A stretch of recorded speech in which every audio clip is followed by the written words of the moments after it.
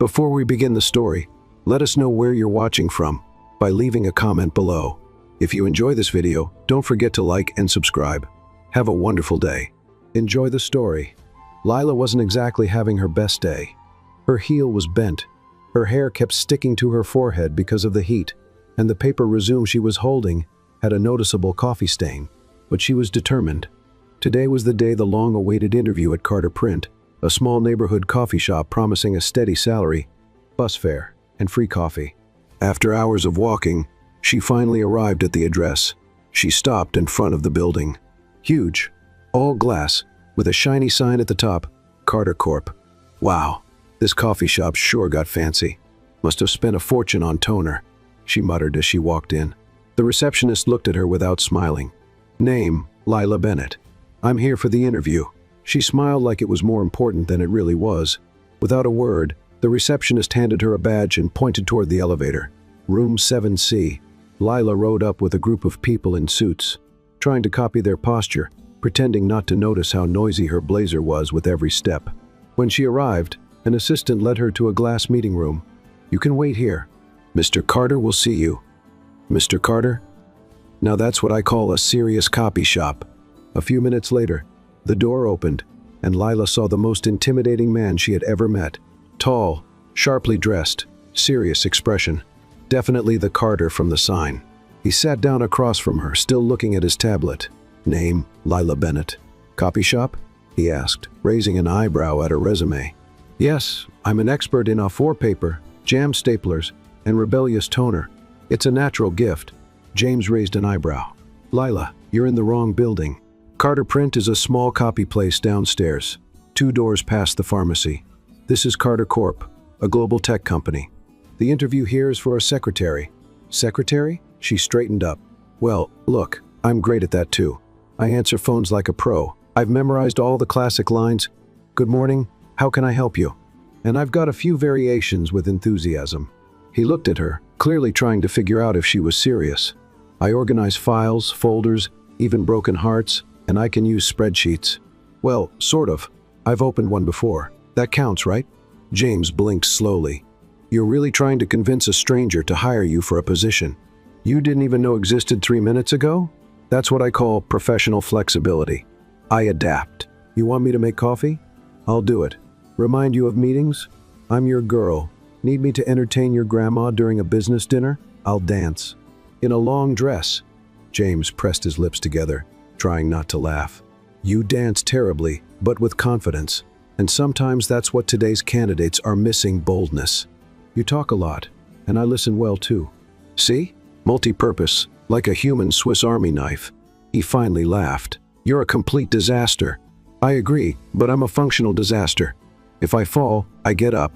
If I mess up, I improvise. If I get lost, I ask Google Maps. James rested his chin on his hand and studied her. You know, the last person who made me laugh in an interview, your mom? Never. No one until now. Lila blinked. Well, that's a good sign, right? Maybe. Tell me something. Why would I hire someone who walked into the wrong interview, mistook a copy shop for a global company, and just declared war on common sense? She took a deep breath and, for the first time, spoke seriously. Because I need this. Because I work hard, and if you give me a chance, I promise you won't regret it. Or at least you'll laugh a lot. James stayed silent for a few seconds. Then he stood up. Start tomorrow, 8:00 a.m. What? Personal secretary, office next to mine. There'll be lots of paper and coffee, so you're already in the right mood. But please, try not to embarrass me the first week. Lila blinked, speechless. Are you serious? Very. And don't call me mister. It's James, just James. He walked out. Lila stood there, staring at the door. For a moment, she thought this was a prank show. But no, it was real. She got in the elevator, still in shock, holding her badge like it was a trophy. I walked into the wrong building and got a job. Either I'm really lucky, or he's really crazy. Maybe both.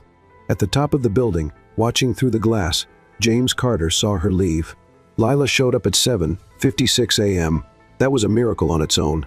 Getting up early was already hard. Getting up early and excited? That deserved a star on the Walk of Fame. She walked into Carter Corp with the same badge from the day before, hanging around her neck. and a smile that tried to hide how nervous she was. She was wearing her best formal outfit, also known as the least wrinkled blouse and the pants. She could zip up without holding her breath. As she approached the front desk, the same receptionist from the day before gave her the same. "Are you serious? Look." Lila just waved cheerfully. "Good morning. First day on the job. You can smile. I promise not to put toner in the wrong place. I mean, there's no toner here anyway, right?" She laughed to herself. The receptionist didn't. She headed up to the 17th floor like she'd been working there for years. The truth was, she was counting her steps just to keep from passing out from anxiety. When she got off the elevator, she was met by a woman who looked perfect, clipboard in hand, high heels clicking down the hallway like an angry metronome. "You must be Lila." "That's me, the new secretary, officially hired by mistake, but ready to make it work." The woman raised an eyebrow but said nothing. "I'm Sophie, executive assistant. I'll show you your desk and the basics to keep you from getting fired on your first day." Love the motivational tone. Very reassuring, Lila said, already tripping over her own feet. Sophie didn't laugh. Maybe she had the same software as the receptionist. Lila was led to a wide desk with a computer, phone, notepad, and a white mug that said, "Keep calm and schedule it. This will be your desk. Your job is to schedule, answer, organize, and keep Mr. Carter on time, which, I should warn you, is like trying to get a lion to do yoga." Nice. I like a challenge. I once got a cat to take a bath. Needed 4 stitches, but he smelled great. Sophie gave a half smile. "If you can keep him out of chaos for a week, you win a prize." "What kind of prize?" "The right to keep your job." Lila pretended to make a mental note, nodding seriously. For the next 2 hours, she tried her best to figure out the company system. She clicked on the wrong things, restarted her computer by accident, called HR thinking it was housekeeping, and somehow scheduled a meeting with someone who didn't even exist in the system. "Star counselor is not an executive, Lila," Sophie said, looking at the screen. "Did you type that? I thought it was a futuristic title.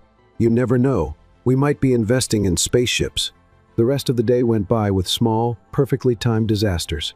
She dropped an entire box of paper clips on the carpet, mistook an executive for a coffee delivery guy, and stuck a post-it note on her forehead that said "important" while talking on the phone, a habit she picked up back when she used to deliver lunchboxes. Around 11, James came out of his office with a curious look. "Are you sticking reminders to yourself?" Visual strategy. "My brain sometimes ignores the screen, but it never ignores my own forehead. It's science." He leaned on the edge of her desk. "Have you caused any fires yet?" "Not yet, but the printer gave me a weird look 10 minutes ago." "I'm watching it." James chuckled quietly. "And the calls?" "Took 2. One was your grandma. She wants to know if you're eating well. The other was a woman who just said James's and hung up. I think it was an ex, or maybe a future ex." "And what did you say?" "I told her James was busy trying to look more friendly than he really is." Sounded accurate. Was I convincing? Very. James walked back into his office, shaking his head. Sophie showed up right after. "You really said that on an anonymous call?" "I did. Thought it was bold." "This is a corporation. You need to be more contained." "I can be contained. I just need a rubber band." At lunchtime, Lila went down to the company cafeteria.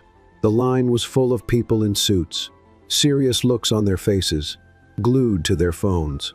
She grabbed a plate and said to the server, "Hi there. I'll take the stress with tense sauce and a side of hopeless intern, please." The woman at the counter laughed for the first time that day. Lila got her lunch and sat alone, not by choice, but because everyone else looked too busy to even chew. That's when she heard a voice next to her. "Did you really say he looked like a James trying to be friendly?" It was a guy with a tech vibe and a badge that said Lucas. He sat next to her, with an amused smile. "I did, and I haven't been fired, which honestly feels like a win. I heard some chatter. You're the new secretary for Mr. Carter? The one hired by mistake and kept out of mercy?" "Yep, that's me. I liked you already. Everyone should. I'm a charming ball of chaos." By the end of the afternoon, Lila managed to schedule all of the next day's meetings and only got 2 names mixed up. Sophie walked past her desk with a neutral expression. "You survived your first day. I'm surprised." "So am I. I thought someone would have packed me into a cardboard box before 3:00, Mr. Carter wants to see you." Lila's eyes widened. "He wants to see me? Like now? Like yesterday? Come on." She knocked on James's door. He was sitting at his desk, reviewing spreadsheets. "Lila," he said without looking up, "tell me something. What exactly do you think a secretary is supposed to do?" "Easy. Handle what no one else wants to deal with. Remember what everyone else forgets, and smile while the world's on fire. I'm also good at holding elevator doors and pretending I understand technical terms." He looked up and folded his arms. "You had a curious day. Define curious? Funny, chaotic, inefficient, but surprisingly functional? If that's a compliment, I'll take it. If it's a critique, I'll deny it till the end." James gave a slight smile. "You know what's even stranger? You also thought Carter Corp was a coffee shop. No, it's that despite everything, you did more than the last 3 people we hired for this job." Was that a compliment? Because my self-esteem just skyrocketed. It was, but don't get used to it. Go home, get some rest, and try not to show up tomorrow in a t-shirt that says Chaos Intern. Noted, but honestly, that's a great idea. On her way out, Lila pressed the elevator button with pride. One day down, a boss who was mysteriously intrigued, a huge company that now had a secretary who danced terribly and remembered birthdays with ease. On the way home, she called her mom. "Mom, you're not going to believe it. I started today, and I haven't been fired yet. Is that good? That's a miracle, Mom. A miracle with air conditioning." Later, James was still staring at the desk where Lila had worked all day. He saw the colorful sticky notes on the monitor. One of them read, "Don't forget to remember." He smiled. That girl's nuts. James Carter was in his office, blinds half closed, reviewing reports on his tablet and nursing a mild headache. He just finished his second cup of coffee when his phone buzzed with the name that always made his shoulders tense, Grandma Evelyn. He answered cautiously. "Hi, Grandma. Don't give me that tiredie. It's noon, and I doubt you've eaten anything decent. Coffee doesn't feed a grown man, James. And it doesn't hide dark circles either." James sighed and leaned back in his chair. "I'm fine, really. Just a busy day at the office. My time's what's running out, so I'll be direct. Since you can't seem to find someone on your own, I'll take care of it. I'm setting up some dates with nice girls. And this time, you're going. No excuses, no disappearing at the last minute. Got it?" James felt a chill down his spine. Evelyn Carter wasn't known for empty threats. "Grandma, you don't have to." "Yes, I do. It's about time you start a family. Most of my friends already have great-grandchildren. And what do I have? A grandson buried in spreadsheets who thinks holidays are a myth." James rubbed his face. "I know you worry, but it's not that simple." "It is. You're the one who makes it complicated. I'm making calls today. One of them is my friend's daughter from church. She's a lawyer, plays piano, and cooks the full package. Mark your calendar, Friday at 7. And I'm thinking of 2 more names for next week. Grandma, no grandma. This is an ultimatum. You'll go on those dates. And if you don't, I'll come to that office and drag you out by the collar myself." The call ended without another word. James stared at the black screen of his phone for a few seconds, in total silence. That's when he heard someone humming outside the office. It sounded like a jingle from a cereal commercial. He got up and peeked through the blinds. Lila was sitting at her desk, on the phone with someone from the events team. "Yes, of course, Mr. Carter will be available at 3. No, he doesn't bite. He just growls a little before lunch. But that's normal." She laughed. "Yes, thank you. Talk soon." James watched her for a few more seconds, and that's when the idea hit him. It wasn't just a practical solution. It was bold, and he hated to admit it, but it made sense. A few minutes later, Lila was called into James's office. "You called for me?" she said, standing in front of his desk, her name badge slightly crooked, with a smile that always seemed spontaneous. "Close the door and have a seat, please.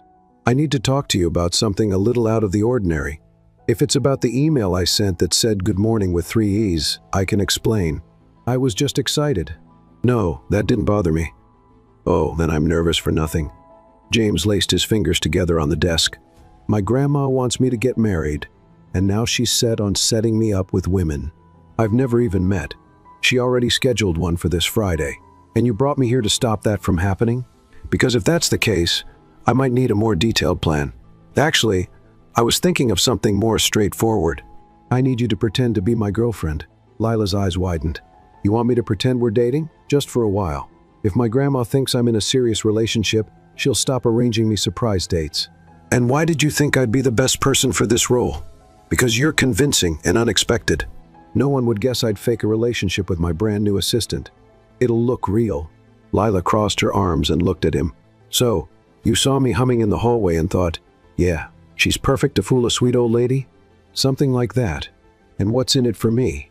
A bonus, flexible hours, and job security while the deal lasts. She leaned back in her chair, thinking, this is a little crazy, but I might be just crazy enough to consider it. So, tell me, how's this going to work? Dinners, smiling, and pictures at events? Lovey-dovey glances in the elevator. Just enough to convince my grandma. No need to overdo it. So, no dramatic kisses in front of the living room piano? Only if my grandma asks, and even then, I hope not. Lila was quiet for a few seconds. Then she gave a sideways smile. All right, I'm in, but I have a few conditions. Conditions? Yes. 1. No meetups before 9:00 in the morning. 2. If someone asks if I'm in love, I want to say you won me over with quarterly reports. And 3. In public, you'll smile at least with your eyes. James took a deep breath and held out his hand. Deal. She shook it firmly. We're going to fool a sweet old lady together. How lovely. On Friday, Lila got ready carefully. Nothing over the top, a simple dark blue dress, a loose bun, and a touch of soft lipstick. When she came downstairs, she saw James waiting with the car out front. You look appropriate, he said, avoiding a compliment as usual. And you look exactly like always, CEO face, CEO outfit, and that expression like you've already planned dinner, breakfast, and lunch for Sunday in 2045. Shall we? Sure. I'm excited for my first dinner as the hired girlfriend. Can I say you snore? I don't snore. Denial is the first symptom. The Carter family home was in an upscale neighborhood, surrounded by neat trees and carefully designed gardens. Lila felt like she'd stepped into a home design magazine. Evelyn greeted them with a warm smile and a hug that was firmer than Lila expected from someone over 80. Finally, a real young lady next to my grandson. I was starting to think he was made of ice. He's more like dry ice seems cold, but get too close, and you're lost in a fog of confusion, Lila said with a smile. Evelyn laughed loudly. During dinner, Lila was perfect, polite, fun, honest. She talked about her childhood, her goals, even pretended to like economics books just to impress. Evelyn seemed more and more charmed. You two make a lovely couple. Have you thought about making it official? She asked. James choked on his wine. Lila calmly smiled.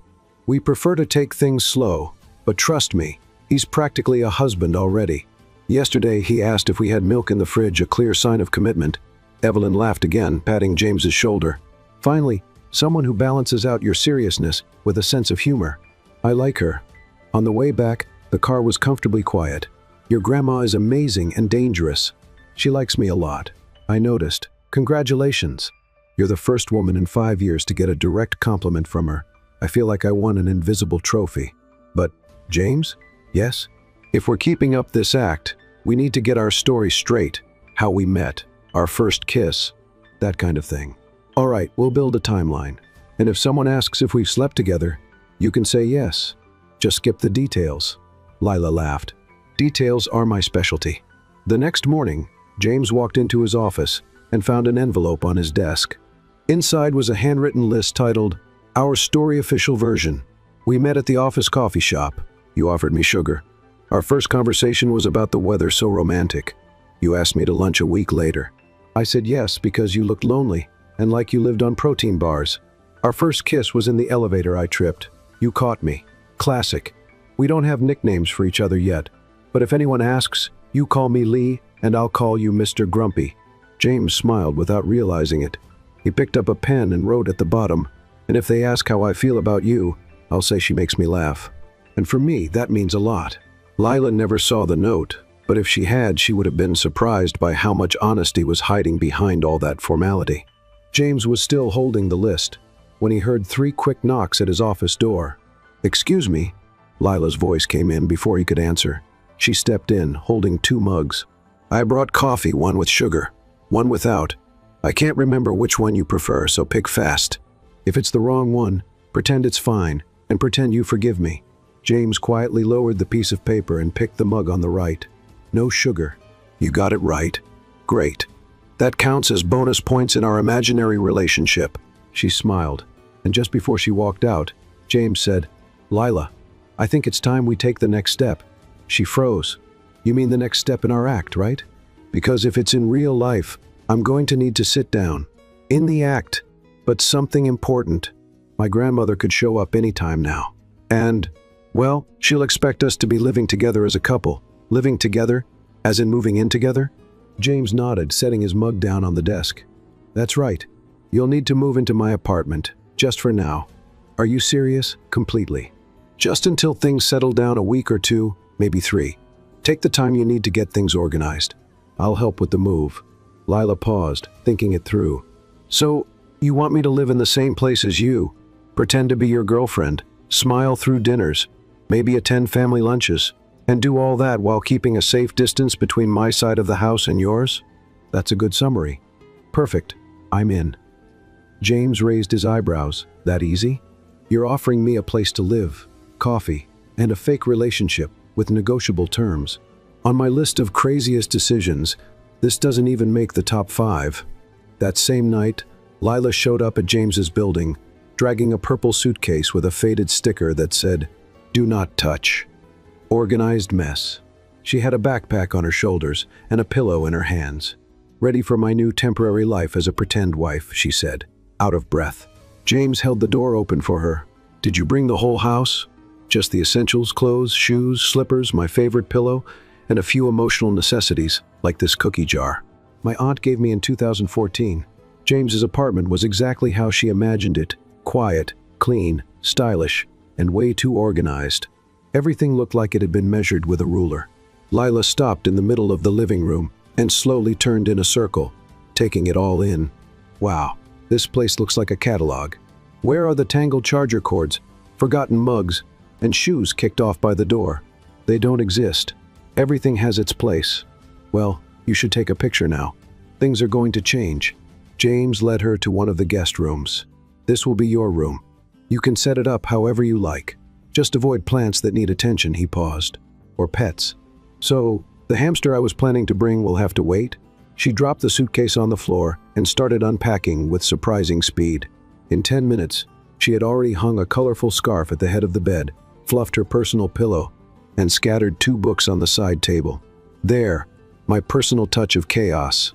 James appeared at the door. Shall we talk about rules? Sure, I'm ready.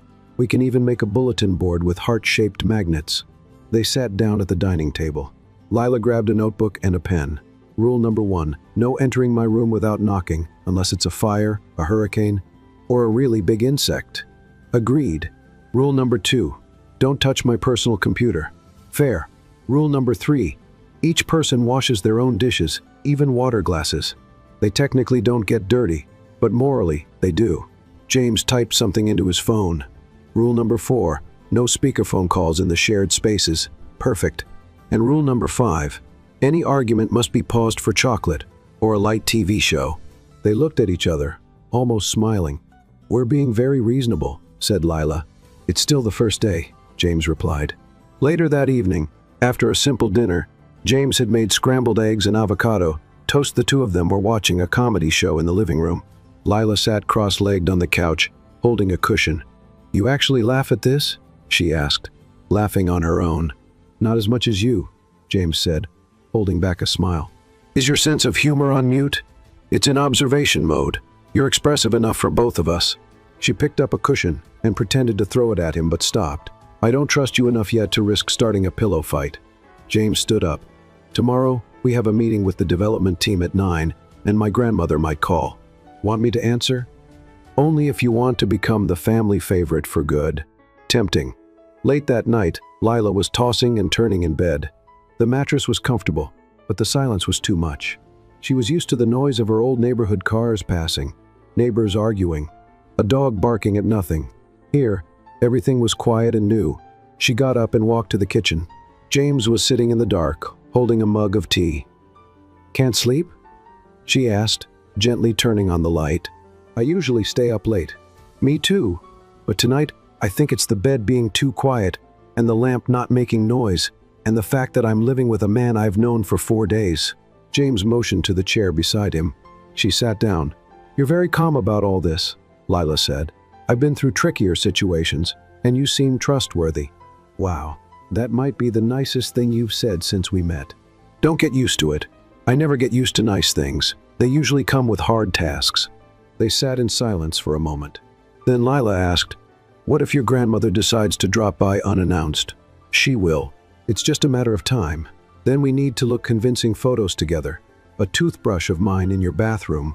Maybe even a pair of shoes by the door. Already planning the mess? Strategic mess. It's part of the plan."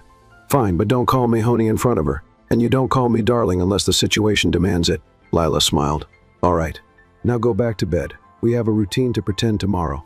In the morning, Lila woke to the sound of James's alarm coming from the other room. She got dressed quickly, tied her hair up, and walked into the kitchen. He was already there, dressed in a gray suit and polished shoes. "You get ready with terrifying efficiency," she said. "Habit. It took me 10 minutes just to choose between 2 shirts. Then I picked the third one." James handed her a printed list. Things to remember: birthdays, company event dates, relatives' names, and how we met. Lila read the first line. "We met at a coffee shop. You offered me sugar. Sweet. It's simple and believable." She read a little further. "First kiss, elevator trip rescue. Wow, that's almost poetic. Does it work?" "It works, but I want an appendix with backup romantic lines. Something like, 'Since I met you, coffee tastes sweeter.'" James looked at her. "Don't ever say that, ever. It's just an example." She grabbed her purse and walked to the door. "Shall we?" James checked the time. "We have 7 minutes. Great. Just enough time for me to practice my loving gaze in the elevator mirror. Don't overdo it. You tend to be dramatic." Lila rode the elevator with him, both quiet for a few floors. "James?" "Yes?" "This is still completely insane. I know, but for now, it's working." He looked at her for a second longer than usual. "For now, it is." And when the elevator doors opened on the ground floor, they walked out side by side, as if they'd done it dozens of times before. James had barely stepped into the office that morning, when he'd already received 4 urgent emails, 2 incomplete reports, and a call from his grandmother asking what Lila's favorite color was. "Why does that matter, Grandma?" "I'm buying throw pillows for the engagement gift you haven't told me about yet. I want them to match her sofa." James sighed and leaned against his desk. "Navy blue. Will that do?" "Perfect. Just don't show up with a cheap engagement ring. I've sent you some options by email." He hung up and looked at the door. At that exact moment, Lila walked in with her purse over her shoulder and a box of donuts in her hands. "I thought today was a good day to start with some sugar," she said, smiling. "Unless there's a diamond ring inside that box, you're not solving my problems," he replied, taking a donut.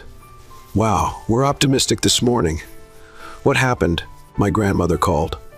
"Wants to know your favorite color so she can buy throw pillows. And apparently she's planning our engagement on her own. Great. At least someone in this relationship is putting in the effort." Lila sat at the table and pulled a folder with the day's schedule from her bag. "Today, you have a meeting with the legal department at 10:00, then a presentation with the marketing team." She turned the page. "And a dinner with investors at 7. And yes, it's listed as a social event. They want to meet the couple." James frowned. "Who confirmed us as a couple?" "I did. You were too busy yesterday, and we needed to reply. And since we're pretending to be in a relationship, I figured social events were part of the deal." He took a deep breath, but didn't argue. "All right, but I want to go over a few ground rules before then. No jokes about my childhood, no mentioning my snoring, and please don't bring up the time. I spilled coffee in the elevator. You turned as red as a tomato that day. It was adorable. Let's not emphasize that. Okay, I'll be the perfect, charming, quietly in love character. Quiet? Okay, moderately quiet." That afternoon, as they left a meeting with the logistics team, Lila pressed the elevator button eagerly. "I bet we'll get it empty. I like the quiet and the soft music. Makes me feel like I'm in a spy movie." James raised an eyebrow. "You make up stories in elevators?" "Of course. I've been abducted by aliens in one, confessed love to my archenemy in another, and once fought off a killer clown in my mind. That explains a lot about your behavior." The elevator doors opened, and they stepped in alone. Lila leaned against the wall. If this were a movie, this would be the moment when the tension between the characters builds. They look at each other in silence. The music swells. She stopped when she saw James cross his arms and chuckle softly. "You really believe that?" "Of course. Every good story has its elevator moment.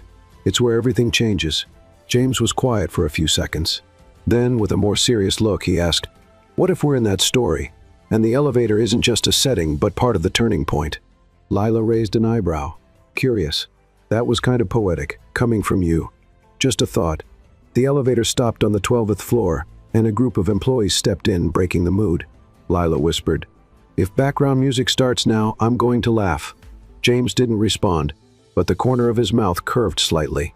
After work, Lila went back to her apartment to get ready for the dinner.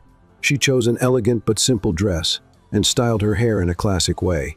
James, as always, was already dressed, looking sharp in his dark suit. "Nervous?" he asked when he saw her walk into the room. "A little. I'm still not sure if I'm your secretary, fake girlfriend, or emotional crime partner. For tonight, just act like someone who enjoys teasing me.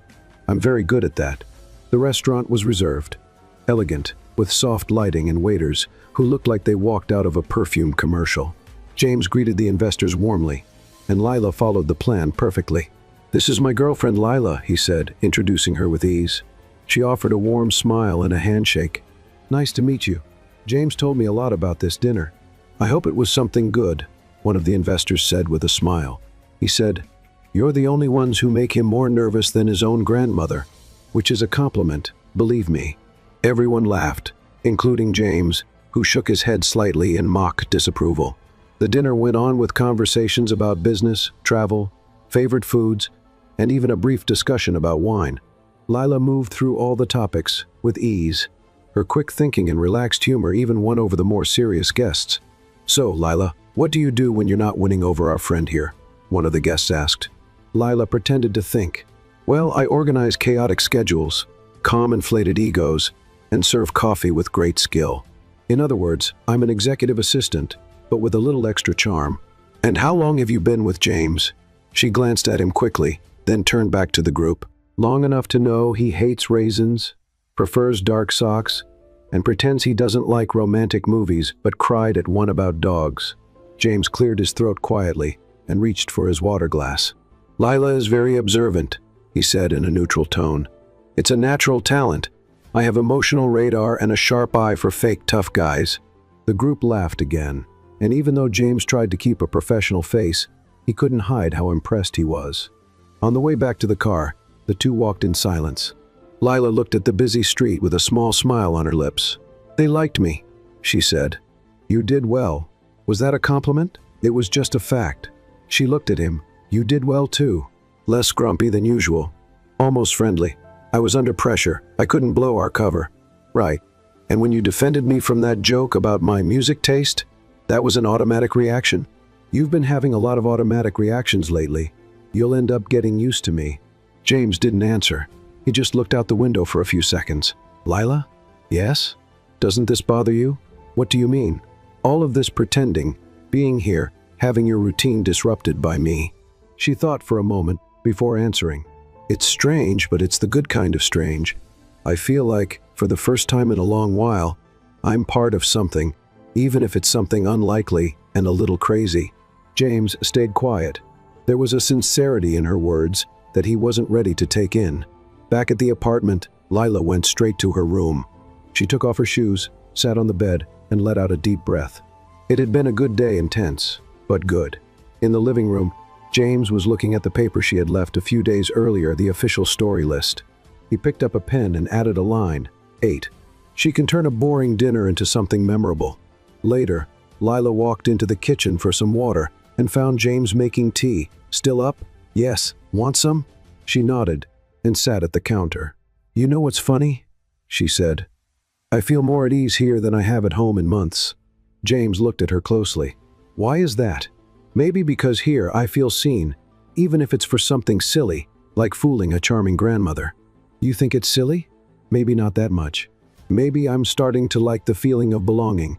He handed her a cup and sat beside her. "Lila, HM? Thank you for today." She smiled. "You're improving. Soon you'll be thanking me with flowers and everything. Let's not go overboard." They drank their tea in silence, the city lights shining through the window. Neither of them said it out loud, but in that moment, they both knew the plan was starting to spiral out of control. And maybe that wasn't such a bad thing. Life at James's apartment was slowly starting to feel surprisingly comfortable. Lila had adapted quickly to a home filled with large windows, perfectly balanced furniture, and a man who used the same tone of voice to say good morning and critique spreadsheets. She even created an anti-silence playlist with calm instrumental music to play during breakfast, which mildly irritated James, but he never asked her to turn it off. "Does music actually improve your mood, or are you just pretending not to hate my picks?" she asked one morning, slowly stirring her coffee. "I can handle 3 tracks. After that, I feel like I'm living in an elevator." "A luxury elevator, please," she smiled. James just raised an eyebrow. After a few days together, the pretending had started to feel automatic. They had inside jokes, stuck to their household rules, and Lila knew exactly when in the day James needed coffee, even without him saying a word. She always left a cup on his desk at 2:27 p.m. "This is spooky," he said on the 3rd day. "This is emotional efficiency, dear," she replied, giving him a wink. On Thursday, while Lila was reviewing her schedule, a message popped up on her phone from a name she hadn't seen in a long time. Owen Reed. "Hey, I heard you're at Carter Corp. I'm in a meeting on the 10th floor. Want to grab lunch today? Would be great to catch up after all this time." She smiled as she read it. Owen had been her high school classmate, one of the few who didn't tease her for wearing hand-me-down shoes or bringing lunch in a grocery bag. He was kind, funny, and, back then, incredibly popular. Since then, they'd exchanged a few occasional messages but never met again. "Who's Owen?" James asked, noticing her different smile. "An old friend, schoolmate. He's here at the office and wants to have lunch." James glanced at the clock, then back at Lila. "Lunch?" "Yes. Just 2 old friends catching up. Normal people do that. How long is this lunch?" "Why, are you going to time it?" "Just curious. Relax. I'll be back before you finish your quarterly report." "That would be too fast. Then I'll come back with dessert." Owen was waiting for her in the lobby. He was even taller than she remembered, dressed in a well-fitted suit and wearing his usual easy smile. "Lila," he said, opening his arms. She hugged him back. "Owen, how is it possible that you look better and I just look more late? You look great, and you still have that same energy." "It's so good to see you." The 2 of them walked to a restaurant, just 2 blocks away. They talked about school, about the years that had passed, and about how he was now running a fast-growing startup in the educational technology sector. "And you?" he asked. "I read you're at Carter Corp. How did that happen?" Lila laughed. "Long story. It involves the wrong building, a mistaken interview, and a secretary position offered by a very unconventional CEO. Sounds like the start of a romantic comedy. I hope it stays a comedy. Too much romance can be complicated." Owen smiled. "And this CEO, is he your direct boss?" "James Carter. That's him." "Wow, I've heard of him. Focused, private, efficient. They say he can't stand distractions. And yet he hired me. Go figure. Maybe he sees in you what others don't." She blushed slightly and changed the subject. Back at the office, Lila found James standing in front of her desk. "You came back on time. Impressive. Did you miss me?" "I was monitoring punctuality." "Does Owen make you uncomfortable?" "No. Why would he?" "Because your eyebrows are more tense than usual. Maybe it's just concentration. Or jealousy." James stepped a little closer. "Lila, this is just a contract." She smiled, but didn't answer. By the end of the day, James was still uneasy. He wouldn't admit it under pressure, but something about the way Lila talked about Owen bothered him more than he wanted to admit. Meanwhile, Lila was typing something on her computer with headphones on. James tapped the edge of her desk to get her attention. "We're going out for dinner tonight." "What? Dinner? Out?" "Restaurant, waiters, dim lights, company card. Is that an order or an invitation?" "It's part of the role. We need to be seen in public every now and then. It's part of the act." She smiled. "Got it. I'll wear my blue dress, the one your grandmother would approve of." The restaurant James chose was elegant but low-key soft lighting and instrumental music. Lila felt like she was in one of those movies where everything slowly starts to change. During dinner, she said, "You've been different since lunch." "Different how?" "Quieter, less sarcastic, almost introspective.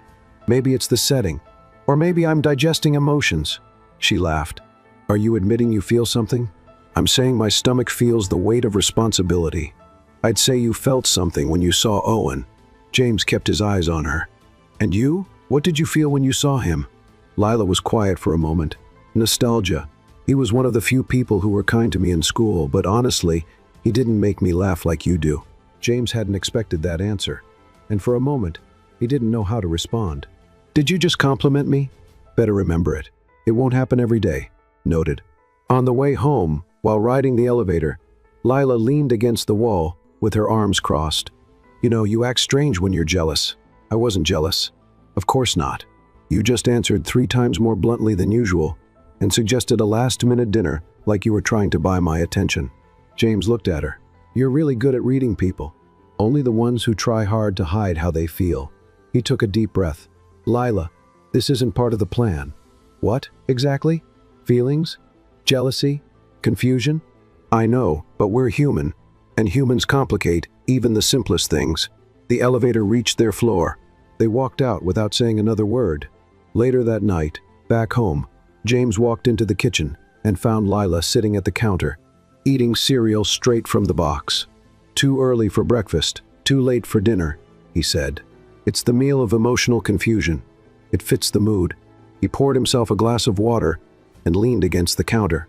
About today. It's okay, she cut in. I get it. We're just pretending, Lila. She stood up.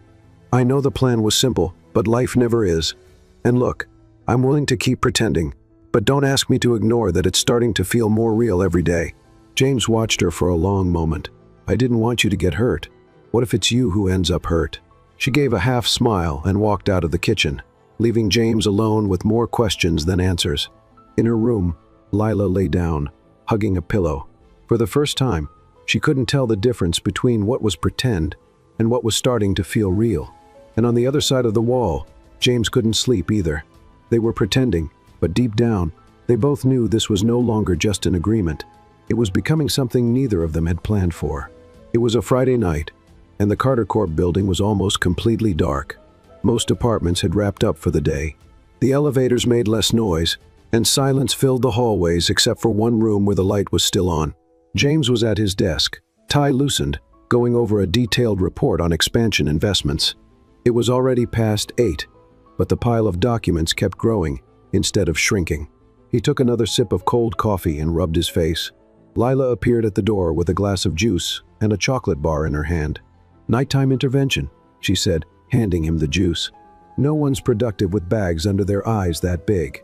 James took it without protest. You're still here? Someone has to make sure you eat something that's not just caffeine. Besides, I'm reviewing the contracts for Monday's event.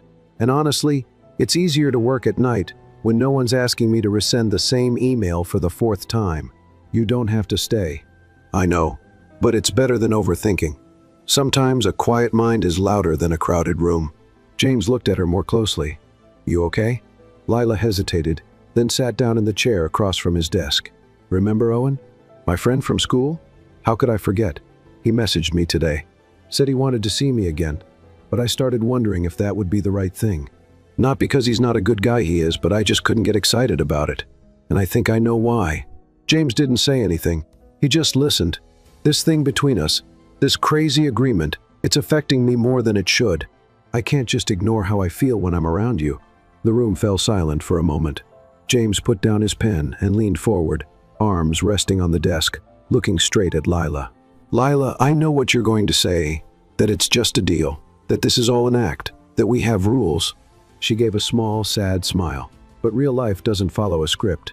And even when everything's fake, sometimes the feelings are real. James took a deep breath. I never wanted to drag you into anything that might hurt you. That was never my intention. I know you're a good man, James. Behind that steel posture, there's someone who cares, someone who writes beautiful sentences and lists no one ever sees. James looked surprised. You saw them? No, but I felt them. And that's enough. He stood up and walked to the window, looking out at the city lights. I've never been good at this feelings. Connections. I prefer control, spreadsheets, logic. Lila slowly stepped closer, but not everything needs to be controlled. Some things just need to be felt. James turned toward her.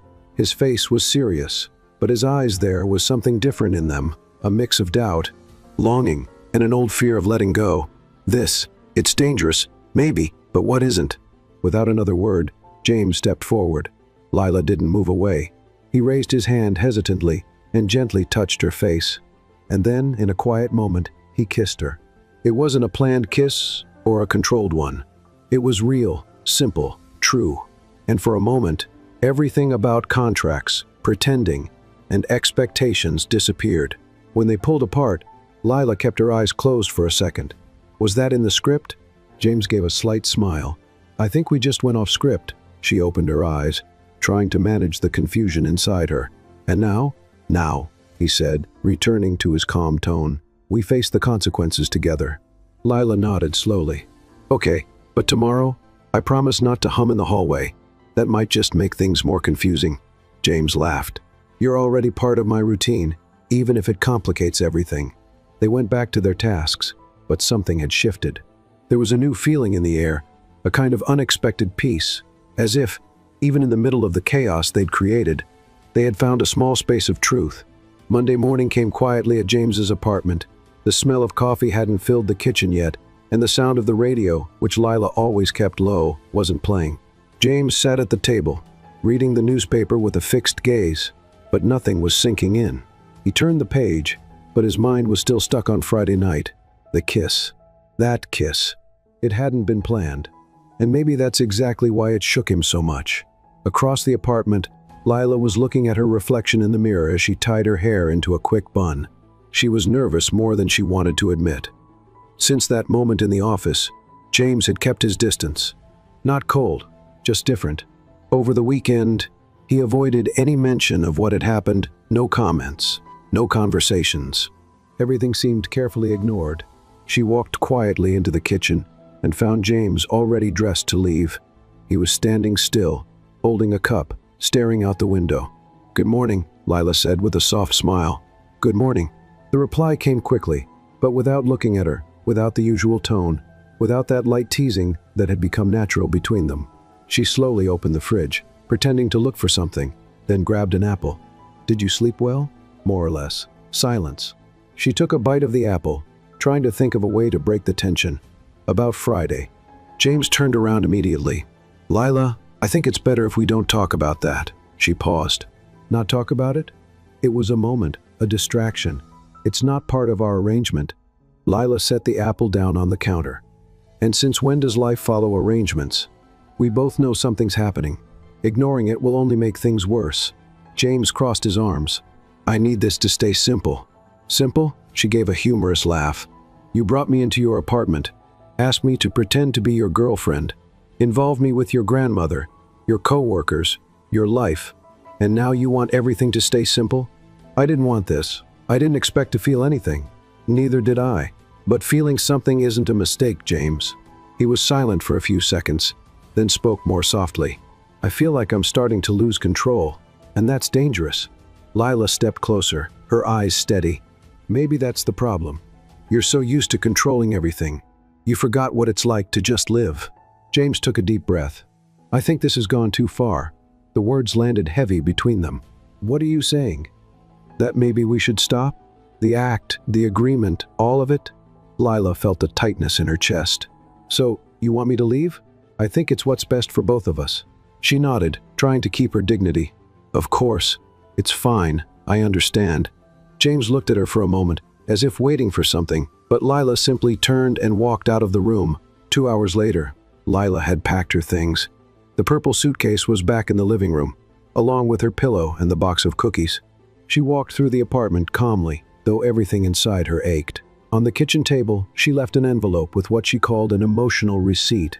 Inside, a simple note. It was a good lie, so good that, for a moment, I believed it. Take care of your grandmother and of yourself, too. James found the note later that night.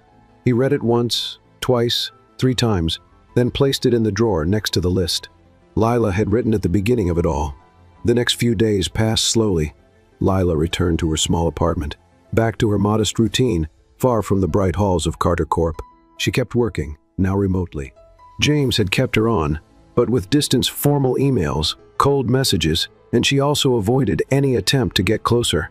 You seem quiet, her friend Nora said during lunch on Saturday. I'm just trying to clear my head. That has a name, Lila. It's called disappointment. It wasn't disappointment. It was an illusion. The problem is, it felt so real. Nora held her hand. Maybe it was real, but sometimes people just don't know how to handle what they feel. Lila gave a sad smile. And sometimes they just prefer not to feel at all. At Carter Corp, James kept up his usual routine, but he was different, quieter, more serious than usual, which was saying something. Sophie noticed first, then the others. He turned down lunch invitations, ended meetings early, and avoided any mention of Lila. But inside his drawer, her notes remained untouched. On Friday, Evelyn called. "So how are things with Lila?" James hesitated. "It's over." Silence on the other end. "You're saying that with the same cold tone you used to talk about quarterly numbers, James. It was for the best." "For who?" James didn't know what to say. "You know what I miss, James?" "What?" "When you were a little boy and you cried when a toy broke, because you really cried. No shame. Now you break everything inside yourself and just go quiet." James swallowed hard. "I have to go, Grandma. Of course. But think about what you're losing. And if not for yourself, think of her. She looked alive when she was with you. And you looked human when you were with her." That night, James sat alone in his apartment. Same couch, same lighting, same things in place. But something was missing: a sound, a smile, a voice that used to fill the silence with absurd comments and simple truths. He looked at his phone several times, typed messages, deleted them, rewrote, gave up. For the first time, the man who controlled everything didn't know how to fix what had been broken. And for the first time, Lila wondered if what they had built, even if it started as a lie, wasn't, deep down, the truest thing she had ever felt. Lila's apartment was small, but that Monday morning, it seemed a bit brighter. Maybe it was the sunlight coming through the window, or maybe the fresh coffee she had made herself. Or maybe, for the first time in days, she felt like she was standing on her own 2 feet again. She was finishing up reviewing her resume when she got a message from Owen. The position in the communications department just opened up. "They're looking for someone creative and proactive. Do you have time to talk today?" Lila smiled. "Creative and proactive? I've got plenty of that," she murmured to herself. Ever since she had left James's apartment, she'd been trying not to fall into the emptiness that was left behind. Yes, it still hurt. Yes, there were still nights when she reopened the note she had left for him, wondering if he'd even read it. But now she knew she couldn't stop there. She put on her best light blue blouse, tied her hair back with a firm elastic, and popped in her headphones to boost her mood on the way. This time, it was for her. At Owen's office, a fast-growing startup, the environment was light, modern, and completely different from the seriousness of Carter Corp. There were colorful paintings, plants everywhere, and even a shelf full of books on creativity and innovation. Owen greeted her with a warm hug. "You came. I'm glad. I needed a change of atmosphere, and the energy here is different. That's because we work with purpose. We want people who think outside the box. And you, Lila, were never inside it." She laughed, surprised by the compliment. "Is that a good thing?" "It's essential." They talked for almost an hour. Owen explained the projects in progress, the challenges of the field, and especially how she could contribute fresh ideas, particularly in communications and social campaigns. "I'm offering you a trial, a real chance. No pretending. Do you accept?" Lila extended her hand, confident. "I accept." Over the next few weeks, Lila threw herself into the new job. She created content, organized campaigns, led meetings. Her energy was contagious. For the first time, she was truly heard. Her ideas were taken seriously. One day, after a presentation that was praised by everyone, she was walking down the sidewalk with an ice cream in her hand when she stopped in front of a store window. Inside, a TV was showing coverage of a charity event hosted by Carter Corp. James appeared next to a group of executives, serious as always, but empty. Lila stood there for a moment, then took a bite of her ice cream and kept walking. That's it. Life goes on. James, meanwhile, wasn't handling Lila's absence well. The apartment felt bigger than it really was. The couch felt harder, and the silence heavier. At work, he kept up his efficiency, but something had changed. Sophie was the first to notice. "Do you need me to reorganize your schedule, Mr. Carter?" she asked one morning. "Is it already organized?" "It is." "Then there's no need to change anything." "But you've been staring at the same meeting for 15 minutes. And it was yesterday." James closed the tablet. "I'm just distracted."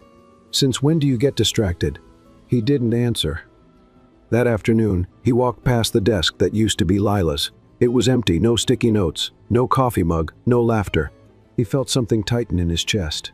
It was like a part of his routine had been ripped away without warning. One night, Evelyn called again. "Looks like there's no hope for you. You called just to remind me of that?" "I called because my friend's daughter saw Lila at a tech company event and was amazed," said she was glowing. "And guess what I thought?" "What?" "That you're a fool. You let a woman with her own light slip away, and now she's lighting up someplace else. Congratulations." James held the phone in silence. "You called just to make me uncomfortable?" "I called to remind you that sometimes, to get back what really matters, you have to do what you've never done, lower your guard. I did what I thought was right, then start doing what you feel." She hung up without saying goodbye. At the end of that week, Lila got an unexpected invitation, a special campaign project with a spot on a public panel. It would be the first time she'd speak to an audience as an official representative of a team. She accepted without hesitation. On the day of the event, she wore a light blazer, black pants, and a simple necklace that matched the quiet sparkle in her eyes. Owen walked beside her, proud. "Nervous?" he asked. "A little, but also excited. I'm doing something important for myself. And you look beautiful." She thanked him with a gentle smile. "Thank you, Owen." Across the room, James Carter watched from a distance. Sitting in the back row, he had arrived unannounced. He'd heard about the panel from a colleague, and something had pushed him to come. He wanted to see it with his own eyes. And there she was, radiant, confident, independent. As she spoke about empathetic communication and the impact of truly listening to people, James felt a mix of pride and regret. After the event, he kept his distance. He stayed through the end of her talk and left before she saw him. But that night, he opened the drawer of his desk and reread every note, every message from Lila, as if he were looking for the strength to take the next step.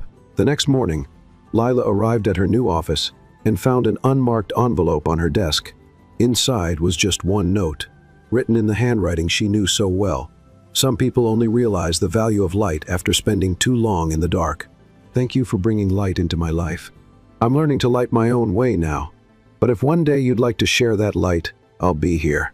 She read it, then read it again, sitting in her chair. And then, for the first time since the agreement ended, she smiled from the heart. It was just the beginning, but she knew she was back, and stronger than ever. James received Evelyn's message a little after 8. "Oh, in the morning. I'm not feeling well. Can you come? It's serious." Without hesitation, he canceled his first meeting and drove to his grandmother's house. On the way, he tried to calm the knot in his stomach that kept tightening. Evelyn rarely said something was serious, and when she did, it almost never had to do with her health. When he arrived, he parked in front of the house, heart racing. He opened the door with the copy of the key she had given him years ago. "Grandma?" "In the living room, dear." James walked into the living room and found Evelyn sitting calmly in her armchair, wrapped in a floral blanket, holding a steaming cup of tea. Are you okay?"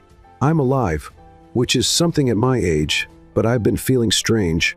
A sense of something, maybe a hunch." James frowned. "You said in your message it was serious, and it is. Loneliness is serious too. But don't worry, my grandson. Tea helps." James let out a sigh and rolled his eyes slightly. "Grandma." Before he could say more, the doorbell rang. He turned, surprised. "Did you call someone? Would you get that for me, dear?" When James opened the door, there was Lila. She held a bag and looked both confused and cautious. "Lila?" "Hi, James." "Hi. Well, I got a message from your grandmother. She said she needed me. I thought it was something serious." James turned slowly to Evelyn. "You sent a message to both of us?" Evelyn smiled like she had just won a game of chess. "I'm so glad you both came. I really did need some help." "With what exactly?" "There's a problem in my room. Too strange to explain, but could you two take a look?" James hesitated.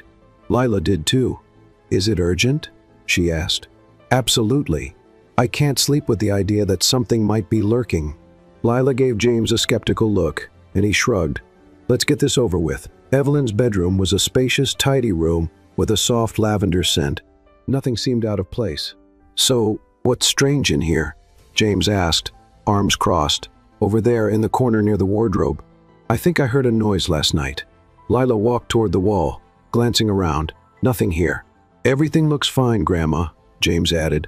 "Are you sure?" "Look again, near the dresser too." As they both turned to look at the other side of the room, they heard a loud click. The door slammed shut. "Grandma," James called. From outside, Evelyn's voice came through clearly. "Oh dear, the lock jammed." James ran to the door and turned the handle. "Nothing. Grandma, did you lock us in here?" "No, the lock's been touchy.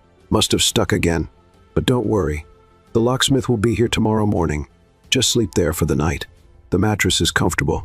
"Evelyn," Lila said, stunned. "Good night, children," the old woman said, far too cheerful for someone who had urgently asked for help. James leaned his forehead against the door for a second. "We've been tricked. With style," Lila added. The room was way too quiet. Lila sat on the edge of the bed and looked around. "Well, at least we have pillows. And only one bed. You can sleep on the floor. Of course, my punishment for trusting my grandmother. Or mine for bringing cookies." Thinking this was a recovery visit, James grabbed a pillow and a blanket and laid down on the carpet beside the bed. "This floor feels like it has invisible thorns. Just imagine if you'd brought your orthopedic mattress. By now, you'd be demanding emotional compensation.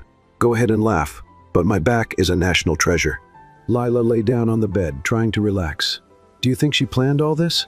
"No doubt about it." "Why?" "Because she saw what we were trying to hide and got tired of waiting for us to figure it out ourselves. So she thought locking us in a room would solve everything. Maybe she knew what was missing was silence and being close." Lila turned to face the wall. "I missed you." James lifted his head from the pillow, surprised. "Even after everything? Even then?" Silence. "I missed you too, every day. But I was scared of feeling, of losing control, of getting hurt." "I was scared too, but being apart was even worse." James stayed quiet for another moment. "Lila, you don't have to say it all now. Just tell me if you still want to try." "More than anything," Lila smiled in the dark. "Then let's try, but this time, with less running and more talking, and no contracts." "Definitely." In the middle of the night, the room was completely silent. James tossed and turned on the floor, mumbling quietly. "Lila, the carpet won. Can I share the bed? As long as you stay on your side, no crossing the pillow border. I promise." He got up, gently lay down on the edge of the bed, and pulled a corner of the blanket over him. Minutes later, they were breathing in sync. The distance between them was respected until it wasn't anymore. During the night, James shifted slightly toward the center. Lila, fast asleep, moved too. As the sun started to peek through the window, they lay side by side, shoulder to shoulder, as if nothing had ever come between them. The soft morning light filled the room when Evelyn knocked on the door. "Good morning. Are you two still alive in there?" James woke up first. Lila was still sleeping, her face peaceful. "Still alive, Grandma," he answered softly. "The lock seems to be working better now." "A miracle, isn't it? A miracle or a setup? A little of both." Outside, Evelyn smiled. "You know, sometimes love just needs a little push or a well-placed lock." Lila slowly opened her eyes and said, "Good morning, love." James looked at her, took her hand, and kissed the tips of her fingers. "Good morning." Lila smiled, still half asleep. Outside the door, Evelyn smiled again and said, "Nothing like a good plan. Now I can enjoy my coffee in peace." 3 weeks had passed since the night Evelyn had accidentally locked James and Lila in the room. Since then, everything between them had taken on a lighter, more genuine rhythm. No masks, no contract, just two hearts learning to move at the same pace, stumbling now and then, but always laughing when it happened. James was no longer the man who had to control even the way books were arranged on a shelf, and Lila no longer needed to prove to herself that she was worthy of love. The two of them had learned through experience that the most genuine feelings don't always follow logic, but they always make sense. That Saturday morning, the sun shone over Manhattan, and a light breeze played with the curtains in James's apartment, which now was Lila's too, or as she liked to call it, our neutral zone with a tendency toward messiness. James was in the kitchen, slicing fruit with near-surgical precision, when Lila walked in, her hair up in a loose bun and wearing one of his t-shirts, as usual. "I like watching you with knives. It adds a dangerous charm to your image," she said, grabbing a strawberry from the bowl. "And I like seeing you in my t-shirts, though I may never find half of them again. They're keepsakes now, sentimental items, extremely high emotional value." James laughed, then looked at her for a moment in silence. "Have you ever noticed the apartment feels bigger when you're here?" Was that supposed to be a compliment? It was a poetic observation. I'll take it, but only because I'm hungry. After breakfast, James disappeared for a few minutes. Lila found it odd, but didn't worry. She was finishing up some emails for a volunteer project when he called her from the balcony. Lila? She approached with a bit of suspicion. What is it? When she stepped onto the balcony, she saw a small table covered with a white cloth. In the center, a blue box with a gold ribbon. All around it, photos of the two of them in the elevator, at the dinner with the investors, at Evelyn's house, even from the first time she walked into the company wearing a badge that wasn't hers. What is this? It's a conversation, and maybe a plan. James pulled out the chair for her, then sat beside her. When you walked into my office for the first time, I thought it was just a mistake, and it was. But it was the most wonderful mistake that ever happened to me. You shook up my routine, challenged me, made me laugh, and just when I thought I could keep everything under control, you showed me that loving someone means willingly letting go of control. Lila's eyes were already full of tears. I never imagined that walking into the wrong building would lead me to the right place. I just wanted a job, but I found someone who saw more in me than a wrinkled resume. James took out the little box and got down on one knee. Lila Bennett, will you be my wife, my partner, my daily dose of chaos, and the reason I'll laugh forever? She covered her mouth with her hand. That was the most beautiful, most unexpected, and most you proposal I could imagine. So of course I will. You wonderfully grumpy man. James slid the ring onto her finger and pulled her into a tight hug. Then he kissed her, like all the kisses in the world had been saved for that one moment. I love you, he whispered. I love you too. And now, officially, you're stuck with me. No exceptions. The wedding was set for 2 months later. Lila wanted something small, intimate, but full of meaning. James only had one request, that it be outdoors, and that Evelyn be sitting in the front row. And she was, wearing a pink hat, dark sunglasses, and fanning herself like royalty. I can't remember the last time I went to a wedding this lovely, she whispered to Sophie, who was smiling beside her. Maybe it's because this one feels more real than any other. Or because I planned the whole thing from the start, Evelyn replied, her eyes sparkling. The ceremony took place in a garden on a property just outside the city, surrounded by white flowers, string lights hanging from trees, and smiles everywhere. Lila walked down the aisle, arm in arm with her mother, wearing a soft, flowing dress with delicate details on the shoulders. James stood at the altar, his eyes locked on hers, as if nothing else existed. As she approached, he took her hand and said, "You look exactly how I imagined, ever since the day you told me you could dance in a long dress." She laughed, holding back tears. "And you look almost friendly. I'm a little suspicious." During their vows, Lila took a deep breath and began. "I've never been the type to make perfect plans. My life has always been full of surprises, improvisation, and missteps. But out of all the mistakes I've made, the best one was walking into the wrong building. Because that's where I found you. And now, more than loving you, I admire who you are. I want to be the person who reminds you every day that you can smile more, complain less, and live with lightness." James smiled, his eyes shining. "And I've never been one to show emotions. I spent my life trying to stay in control, but you taught me that love is the complete opposite. It's free, light, messy. It's laughing in the middle of an argument. It's hidden chocolate in a drawer. It's loud music in the morning. It's you. And I want to spend every day learning how to be the man you already believe I can be." The guests stood and applauded. Evelyn wiped her tears with a linen napkin. After the I do and the official kiss, Lila whispered in James's ear, "Now it's official. You're mine forever, and you're my favorite kind of chaos." The reception was filled with unforgettable moments. Lila danced with James to a soft song, tripping twice, which only made it more beautiful. Sophie gave a heartfelt speech about second chances. Owen showed up as a surprise, bringing a symbolic gift, a little notebook, with the words "Great stories start with small detours." As night fell and the party lights grew brighter, Lila and James walked into the garden, just the two of them, for a few quiet minutes. They sat on a bench, watching the guests from a distance. "Are you happy?" he asked. "More than I ever thought I'd be. And you make me happy. It's that simple." They kissed under the garden lights, with the world celebrating around them, but in their hearts, there was silence, peace, and the certainty that they were exactly where they were meant to be. "What did you think of Lila and James's story?" Let us know in the comments from 0 to 10. How would you rate this story?